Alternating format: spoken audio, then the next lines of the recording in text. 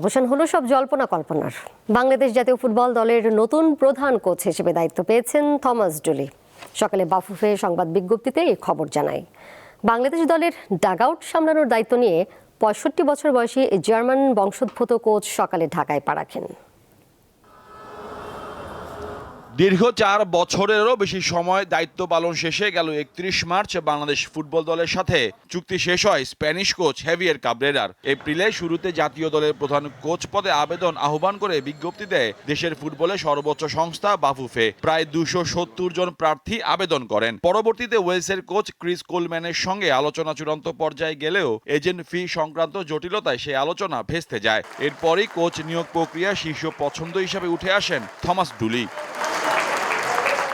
বাংলাদেশ দলের ডাগআউট সামলানোর দায়িত্ব নিয়ে ৬৫ বছর বয়সী এই জার্মান বংশোদ্ভূত কোচ সকালেই ঢাকায় পা রাখেন। সবকিছু ঠিকঠাক থাকলে আগামী রোববার বাংলাদেশ দলের ক্যাম্পে দেখা যাবে ডুলিকে। জন্মসূত্রে জার্মান হলেও সাবেক ডিফেন্সিভ মিডফিল্ডার থমাস ডুলির খেলোয়াড়ি জীবন কেটেছে যুক্তরাষ্ট্রের জার্সিতে। এশিয়ার ফুটবল নিয়ে উত্তেজনা দারুণ উপভোগ করি, আর বাংলাদেশ সম্পর্কে ধারণা আরও স্পষ্ট। হামজা, শামিদ আসার পর থেকে আমার একটা দর্শন আছে, সেটা সঠিক প্রয়োগ করার ইচ্ছা আছে।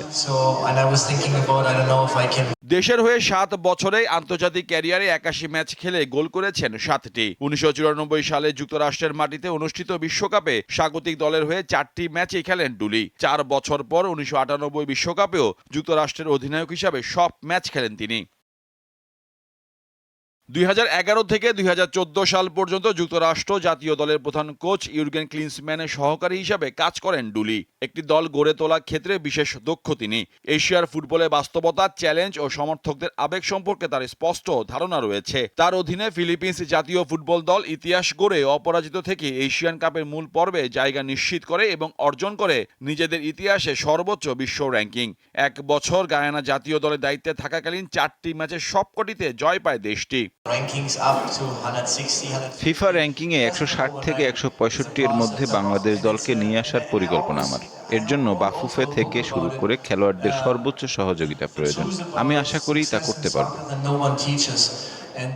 বাংলাদেশের তরুণ ফুটবলারদের সম্ভাবনাকে কাজে লাগিয়ে জাতীয় দলকে আরও প্রতিযোগিতামূলক ও সফল এক দলে পরিণত করার লক্ষ্য নিয়ে এবার যাত্রা শুরু করতে যাচ্ছেন থমাস ডুলি। তার অধীনে বাংলাদেশ দলের প্রথম মিশন শুরু হতে যাচ্ছে আগামী ৫ জুন। সান মারিনোর বিপক্ষে প্রীতি ম্যাচ খেলতে দেশটিতে উড়াল দেবে বাংলাদেশ দল।